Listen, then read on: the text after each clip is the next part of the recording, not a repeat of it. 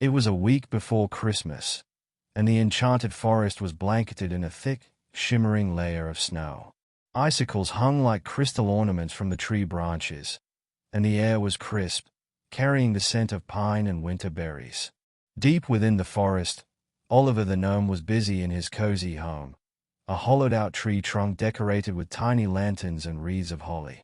Inside, the room glowed warmly with the light of a roaring fire. A wooden table was cluttered with bundles of ribbons, pine cones, and ornaments he was crafting for the annual forest Christmas celebration. Outside, the snow sparkled like diamonds under the weak winter sun, and tiny footprints marked where forest creatures had passed by. Oliver had just placed a star-shaped ornament on a shelf when he heard a soft honking outside. Curious, he peered through his frosted window. Standing at his door was the Goose Girl, wrapped in a thick woolen shawl. Her blonde hair peeked out from under her hood, and her cheeks were rosy from the cold. Behind her stood her flock of geese, their feathers so white they seemed to blend with the snow. The Goose Girl looked worried, clutching a golden ribbon tied to her geese. She had come seeking Oliver's help, for the village Christmas feast was in jeopardy, and she needed his magical touch to save it. The Goose Girl explained that the village feast needed a grand centerpiece, something magical to mark the start of the festivities. The villagers were counting on her to deliver, but her geese weren't enough to bring the magic alive. Oliver, with his twinkling eyes and clever mind, agreed to help. He fetched his traveling satchel, filling it with glowing acorns, enchanted tools, and a map of the forest. Together, they set off on a snowy path to gather what they needed, a journey that promised adventure, danger, and plenty of surprises. Their first stop was the glimmering ice cavern, a hidden grotto where crystal icicles hummed with magical energy. The entrance was marked by a frozen waterfall that sparkled like 1,000 diamonds in the sunlight. Inside, the cavern glowed with an ethereal blue light as the ice reflected and refracted every flicker of their lantern. Oliver searched for a special shard of enchanted ice, while the Goose Girl held the lantern high. The geese honked nervously, their reflections shimmering on the icy walls. Their next destination was the silverberry bush, a rare plant that only bloomed in winter. Its berries were said to shine like tiny silver bells, and their sweet aroma could enchant even the grumpiest hearts. The bush grew in the middle of the frosted glen, guarded by curious deer and rabbits. As Oliver approached, the ground beneath the bush sparkled with frost. He carefully plucked a handful of berries, their silvery glow lighting up his hands. The forest path led them to the whispering pines, a grove of ancient trees that hummed with the soft melody of the wind. Legend said the trees could reveal secrets of the forest to those who listened.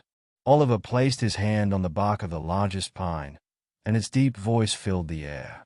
The tree revealed the location of a hidden star-shaped crystal they needed, buried beneath the snowy ground near the old owl's nest. Beneath the roots of an enormous oak, where the wise old owl lived, they found the crystal they sought. The owl perched above them, its golden eyes watching as Oliver dug through the snow. Finally, he unearthed a crystal shaped like a star, its light glowing brighter than the moon. The Goose Girl gasped in awe, knowing this was the key to the magic they needed. As they headed back, they reached the frozen river, which gleamed like a sheet of glass. They needed to cross, but the ice was thin in some places. Oliver used his staff to tap the ground ahead, ensuring it was safe, while the geese waddled carefully behind. The Goose Girl balanced on the slippery surface, holding the ribbon tight as a strong wind whipped around them. As they made their way across the frozen river, a sudden blizzard swept in. The winds roared, and thick snowflakes pelted them from every direction. Visibility was almost zero, and the icy cold gnawed at their faces. Oliver held his glowing acorn high, its soft golden light piercing through the storm. The Goose Girl held onto her geese tightly as they trudged forward.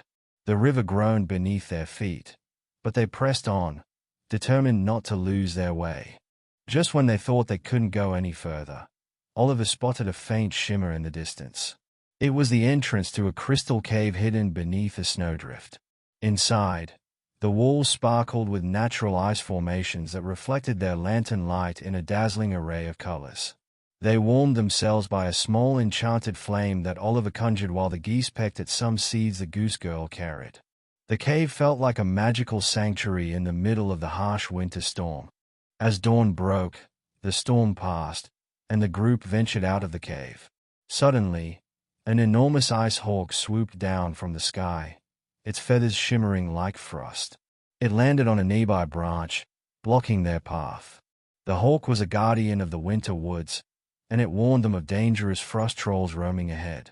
With its icy cry, it pointed them toward a safer path, one that would lead to the winter festival grounds. Following the ice hawk's guidance, they moved quickly through the forest. But before they could reach the safer path, two frost trolls leaped from behind the trees. These towering creatures were made of ice and snow, with glowing blue eyes and jagged icicle arms. Oliver used his enchanted staff to create a barrier of light, while the goose girl threw snowballs to distract the trolls. Together, they outsmarted the creatures and escaped into the deeper woods. Deeper in the woods, they found a frostfire lantern hanging from a tree. This ancient relic was said to light the way to the winter festival. Oliver carefully climbed the tree to retrieve it.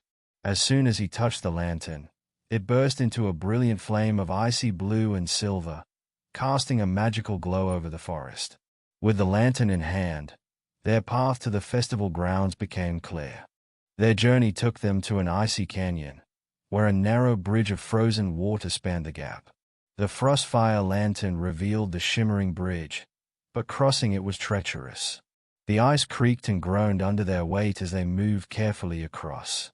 A sudden gust of wind almost knocked them over, but Oliver's quick thinking and the goose girl's steady hand ensured they made it safely. At last, they reached the winter festival grounds, a magical clearing surrounded by ancient trees that glittered with frost. The festival preparations were in full swing.